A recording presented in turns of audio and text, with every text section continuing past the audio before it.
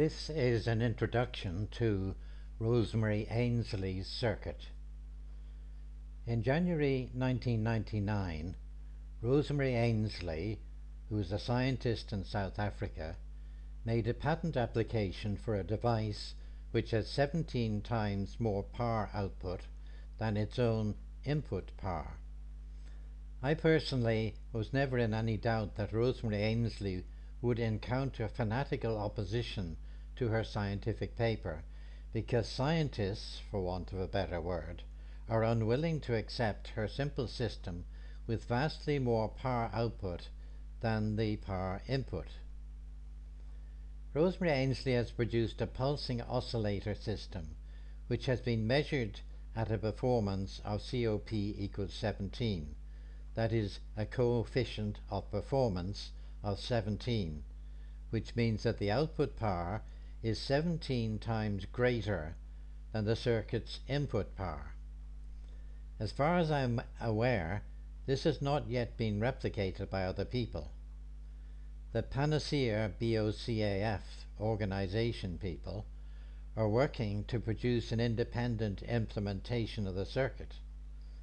At this point in time, the heater has been built to a prototype testing scale for laboratory examination and measurement, and that has not been produced yet in a kilowatt range, which hopefully will come at a later date.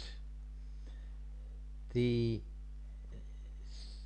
meaning of laboratory examination and so on is that the power output levels of the circuit that has been developed and tested are low. We're talking about 50 milliwatts or so in the level of a power measurement.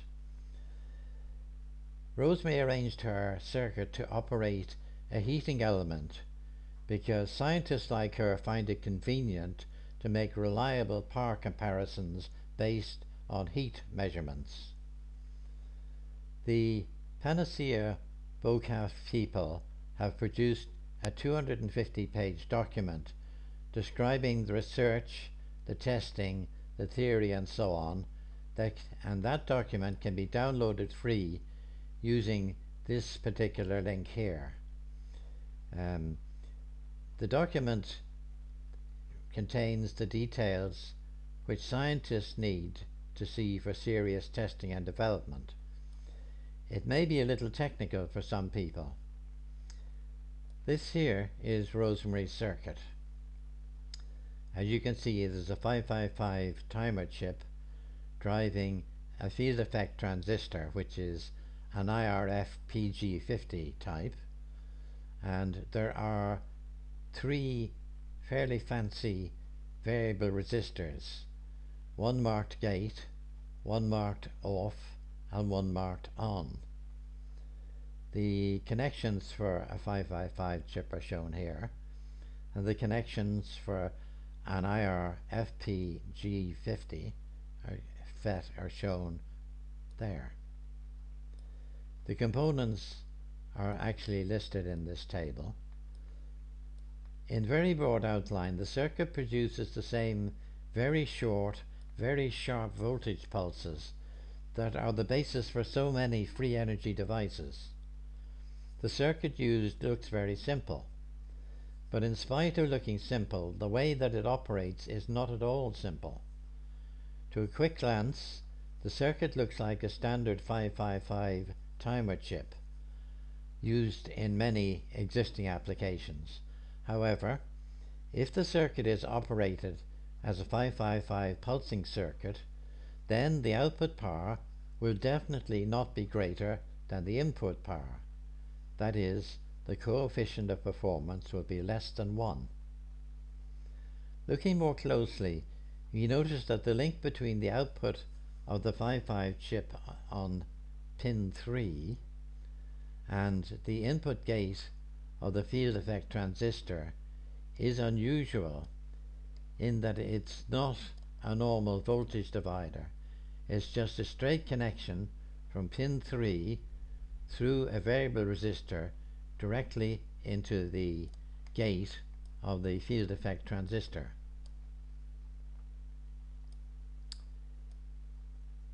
The 555 chip shown in this circuit is an NE555N chip.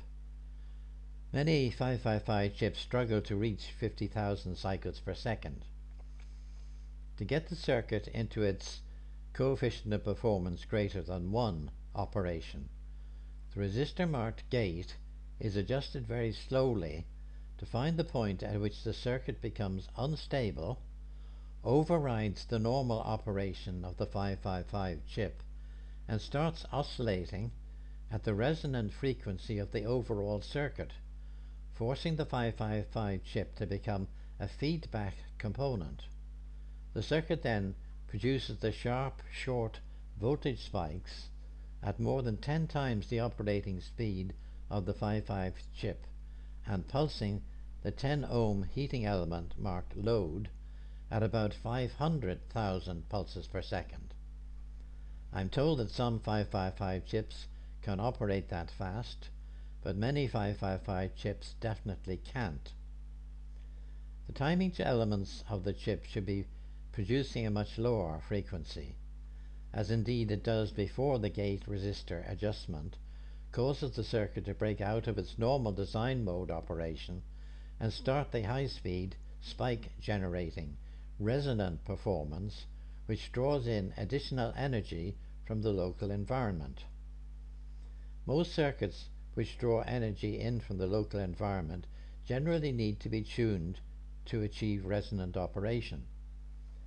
It is also found that a waveform which is rich in harmonics is needed to produce the best results.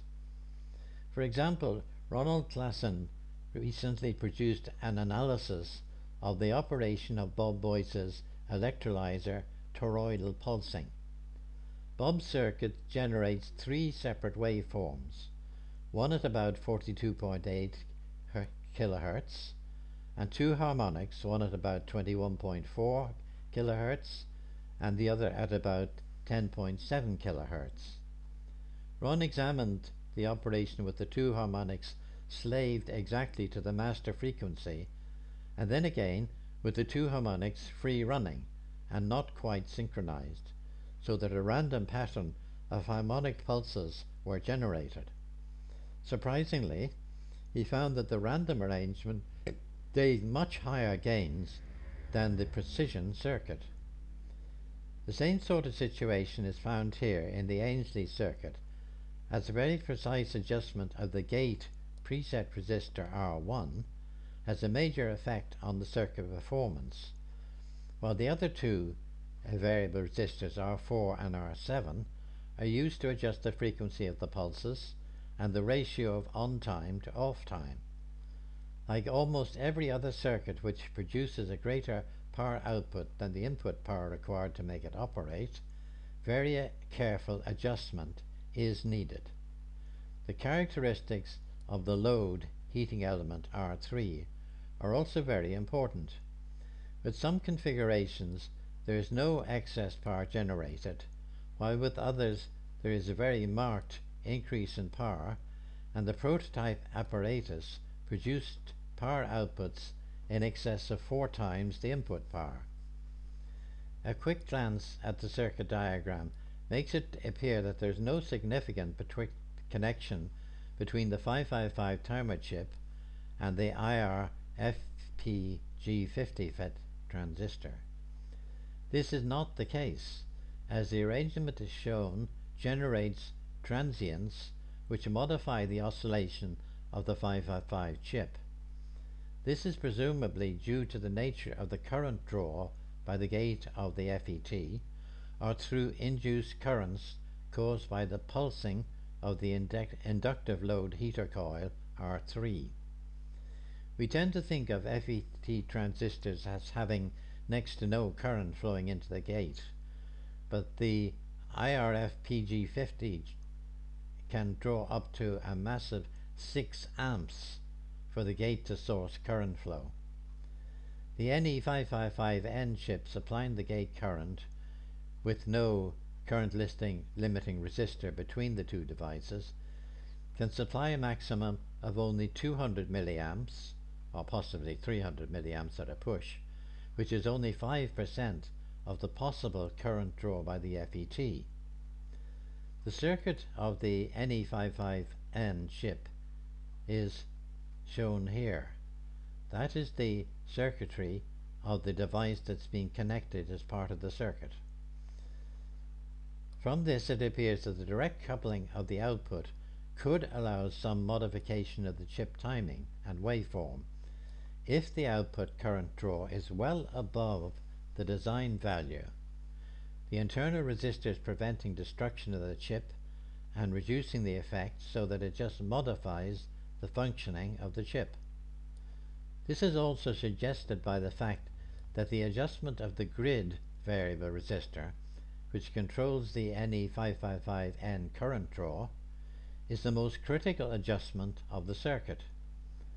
Supporting that idea is the fact that the required chip operation does not take place if the grid resistor setting is too high or too low.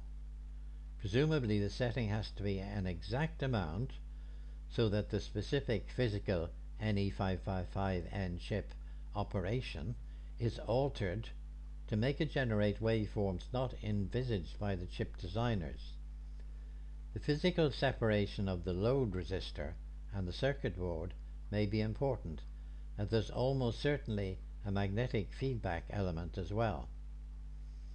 I'd love to tell you that the circuit operates in the way that the circuit diagram would suggest, with the timing and mark space values controlled as expected by the 555 chip designers. However, that's definitely not the case. If the 24-volt battery is disconnected, then the NE555 chip section of the circuit performs exactly as expected by the chip manufacturer. If the R1 gate resistor is at the correct setting and the 24-volt battery is then connected, the result is that the normal running of the NE555 chip is overridden and the circuit immediately switches into a completely different type of operation.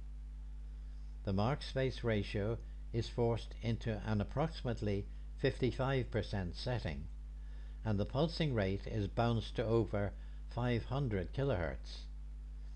This is the waveform generated by the circuit. You will notice that this waveform has repeating pairs of pulses, neither of which is a square wave. The overall circuit is clearly not operating as an NE55 chip circuit any longer, but is oscillating in an unexpected way. This high ratio frequency pulsing produces electromagnetic waves which radiate from the load resistor, an effect which is seen on a nearby television set. This is not really surprising, as the circuit should really be presented like this. You have the timing mechanism for the 555 chip, the direct feed to the FET transistor, and the load is shown here as a coil, which it is. The 10 ohm resistor R3 is actually a coil of wire.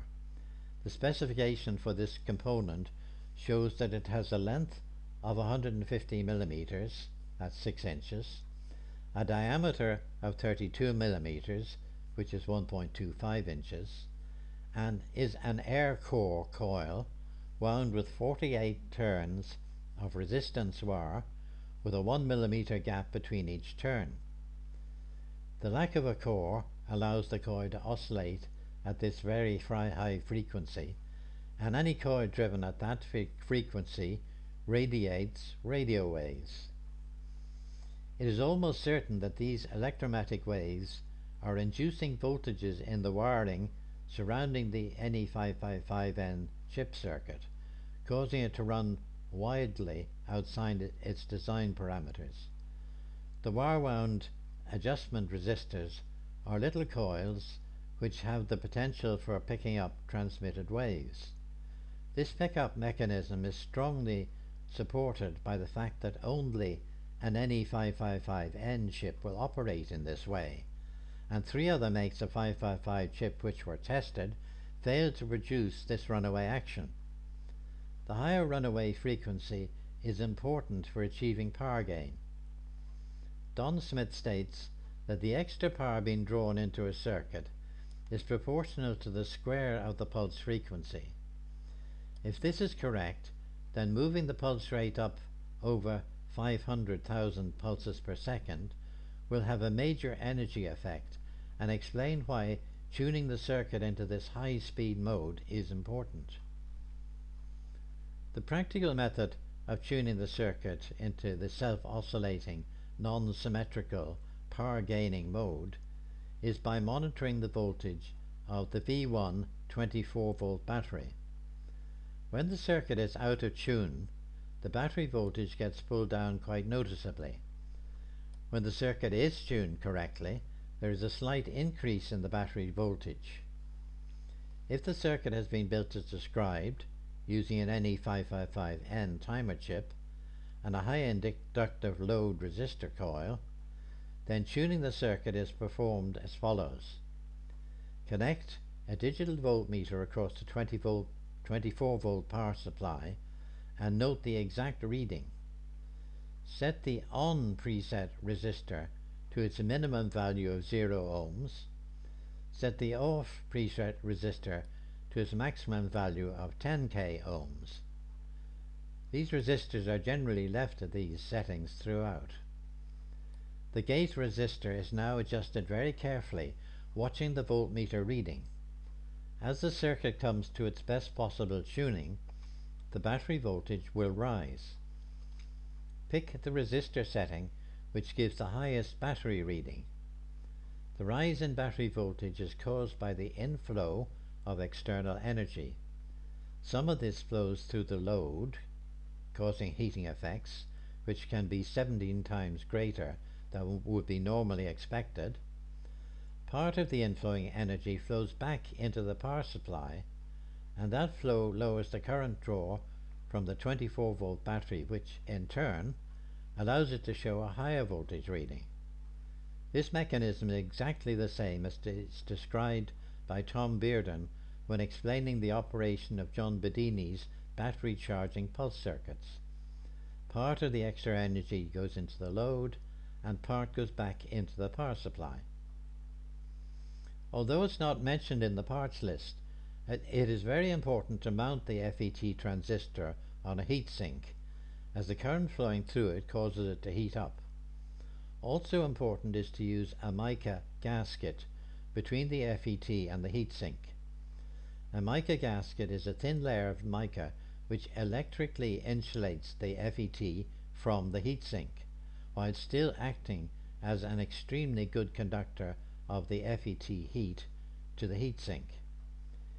It is necessary because the drain pin of the FET is connected electrically to the metal mounting strip of the FET, and if the FET is not insulated from the heatsink, then the heatsink acts as a radio aerial and radiates an embarrassingly large level of radio waves. The heatsink can be a simple sheet of aluminium, or it can be a commercial finned design, of which there are many to choose from.